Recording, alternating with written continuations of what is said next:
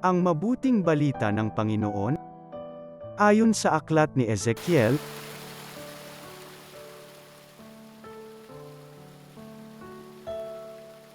ito ang sinasabi ng Panginoon, marahil ay sasabihin ninyong hindi tama itong ginagawa ko. Makinig kayo, mga Israelita, matuwid ang aking tuntunin, ang pamantayan ninyo ang baluktot. Kapag ang isang taong matuwid ay nagpakasama, mamamatay siya dahil sa kasamaang ginawa niya. At ang masamang nagpakabuti at gumawa ng mga bagay na matuwid ay mabubuhay.